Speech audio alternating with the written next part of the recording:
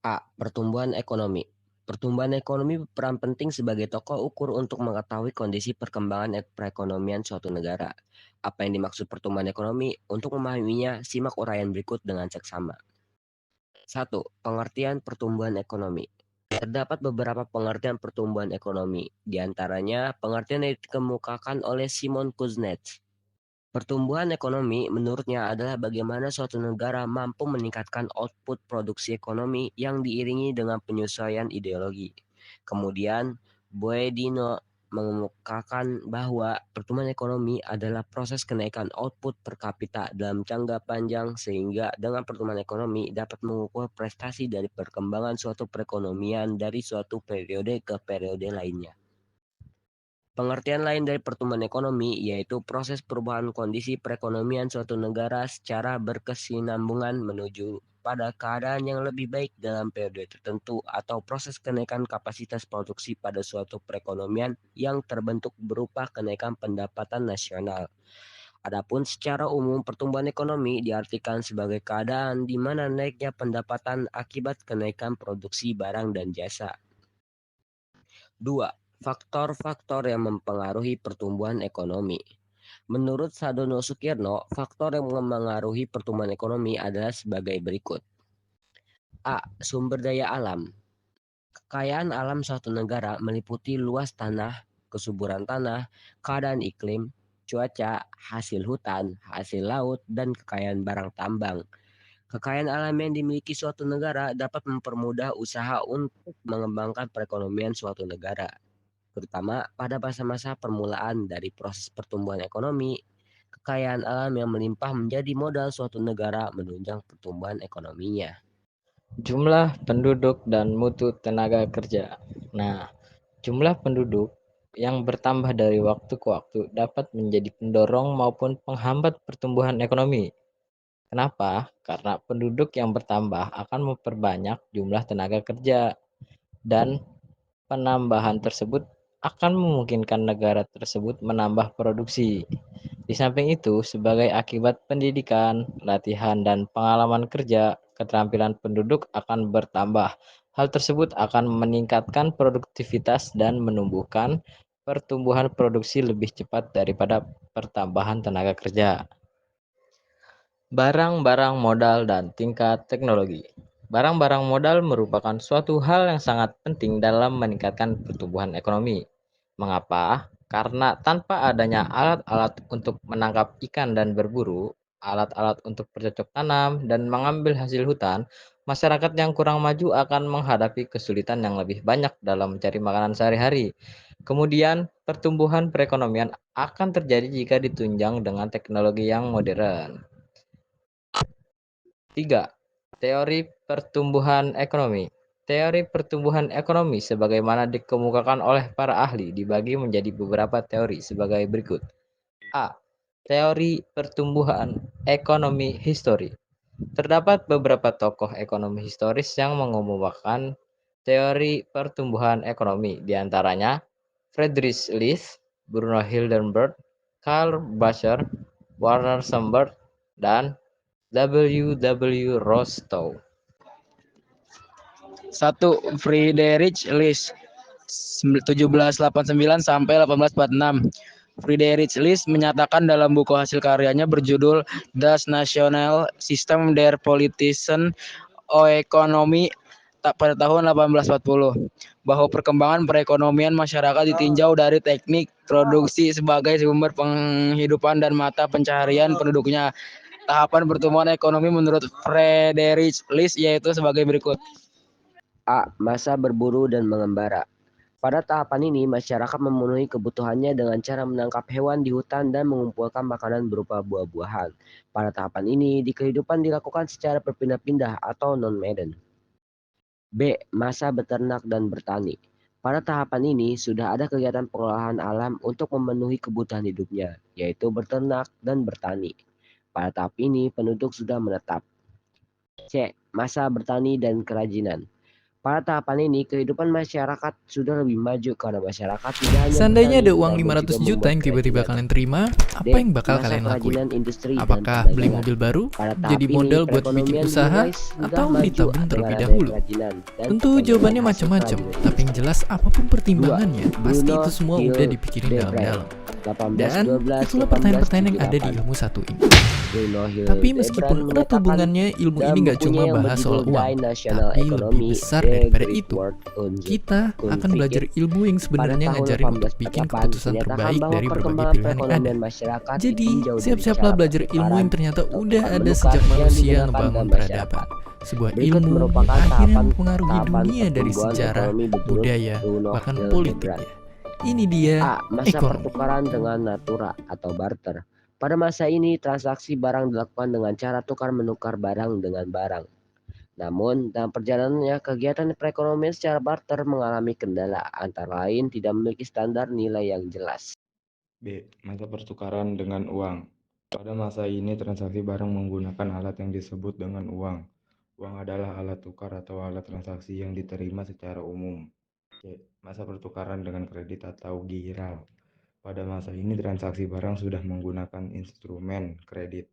Instrumen kredit adalah istilah yang digunakan dalam dunia keuangan dan perbankan untuk menggambarkan benda atau barang yang disepakati sebagai bentuk pembelian secara kredit. 3. Karl Bucher buka kurung 1847 sampai 1930.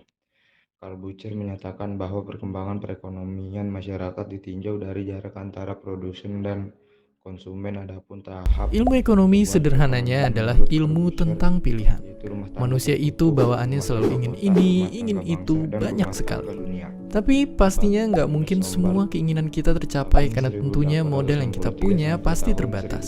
Mau itu modal 1941. uang, modal tenaga, ataupun Ernest modal Sombar waktu. menyatakan dalam bukunya Kemiskinan yang seseorang berjudul cuma ada satu kemungkinan. Ia lahir dari orang tua yang miskin. Kalau seorang ayah bekerja jadi petani, anaknya pun begitu. Akhirnya orang miskin akan tetap miskin, sementara orang kaya akan terus bertambah kaya. Dari sanalah kesenjangan terus dan terus bertambah nyata. Tapi zaman berubah dan ada satu senjata yang bisa bikin nasib berubah. Pendidikan. Di sini, belajar ekonomi emang gak otomatis bikin kita jadi kaya. Tapi dengannya kita bisa maksimalin apa yang kita punya dan ngambil keputusan terbaik dalam hidup kita. Kalau di awal video ini kita cuma bisa memilih, ilmu ekonomi juga ngasih tahu satu hal, bahwa nilai itu bisa diciptakan lewat jasa maupun perdagangan. Dan dari sanalah kita bisa menerjang pada tahap batas ini kelas perusahaan ekonomi mengumpulkan maupun berbagai sosial. keahlian Itulah demi dia ilmu masyarakat. ekonomi yang menjadi Bukan alasan tidak suatu bangsa bertumpu bisa pada maju sekaligus kekeluargaan, alasan suatu bangsa namun bisa hancur antara kalau nggak pemilik pinter modal dan gunain. pekerja, Dan setelah ini motif kita akan produksi semakin perdalam adalah pengetahuan untuk tentang mencari bangsa itu keuntungan sendiri, dan tentang struktur gimana masyarakat menjalani pemerintahan. Ekonomi bisa kita ibaratin kayak benda ini. Karena ilmu ini ngajarin kita untuk berpikir keras apa pilihan terbaik yang bisa kita ambil biar keinginan kita tercapai sampai sepuas-puasnya dengan usaha sekecil-kecilnya. Dalam bukunya Semua itu dilakukan lewat banyak pertimbangan, mulai dari alasan yang bikin kita pengen ngelakuinnya sampai apa aja kerugian yang timbul gara-gara ngejar keinginan itu. Dan disadarin atau enggak, dasar-dasar ilmu ekonomi sebenarnya kita terapin setiap hari pas kita dihadapin pilihan. Tapi bedanya kalau udah berurusan sama benda ini, tentunya pilihan kita nggak boleh diputusin pakai perasaan aja. Supaya akurat kita bisa pakai angka-angka dan data. Dan ini diterapin di semua kegiatan yang berhubungan sama keuangan. Gak cuma di warung, tapi juga perusahaan besar, bahkan sampai di tingkat negara. Ya, bisa kita anggap ilmu ekonomi itu penasehat kita. Pastinya wujudnya bukan kulit kerang yang bisa ngejawab pertanyaan, melainkan grafik, angka, dan diagram. Ilmu ekonomi jadi alat yang bisa kita andalin untuk ngadepin pilihan-pilihan sulit tentang mengelola keuangan. Dan itu nggak cuma sekarang, tapi juga dari dulu, bahkan hingga ke masa depan. Nilai dan struktur kelembagaan yang berlaku Dahulu di kala bahkan masyarakat. ketika uang belum ada, ekonomi Perekonomian lahir mulai dari perdagangan. menciptakan Maju selangkah dari sistem barter, orang-orang Mesopotamia biasa nitipin harta mereka di kuil supaya yang aman lebih dan maju. sebagai gantinya dapat surat jaminan Perekonomian tanda lepas penitipan. landas, the take off. Surat inilah yang Ciri-ciri kemudian saling tahapan ini dipertukarkan adalah orang sebagai dan berikut. seiring waktu pun jadi Kegiatan layaknya alat perekonomian tukar berlaku sendiri. secara Alat terus-menerus tukar resmi dengan hasil pertama yang yang dicatat sangat sejarah memuaskan. muncul di daerah Nilai bernama investasi yang Babilonia. bersifat Tapi produktif bentuknya bukan meningkatkan uang, melainkan sebesar logam 10% perak. dari nilai Tiap kali produksi belanja, kita nasional mesti neto. nimbang berat bongkahan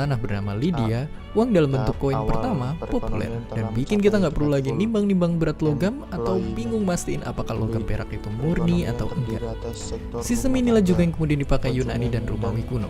Kalau uang yang kita kenal sekarang ada wajah-wajah para pahlawan, itu semua berkat raja yang satu ini yang maksa semua orang nerima dipakainya uang tersebut. Karena kalau ada yang nolak, itu sama aja kayak merendahkan sang raja. Sang raja lalu runtuh, tapi caranya bertahan. Tentara yang besar bikin persebaran ekonomi yang kuat. Itu pula yang bikin kerajaan Romawi berjaya karena punya pasukan tetap yang digaji dengan garam atau bahasa Latinnya salarium. Dari soal-soal didasari oleh anggapan Bahkan dari saking besarnya pengaruh Romawi organisasi kuno dalam ekonomi, uang mereka masih digunakan bahkan sampai berabad-abad setelah kerajaannya udah runtuh. Kemudian kita sampai di abad pertengahan, di kota bernama Florence. Ada keluarga bankir yang jadi raksasa di dunia keuangan.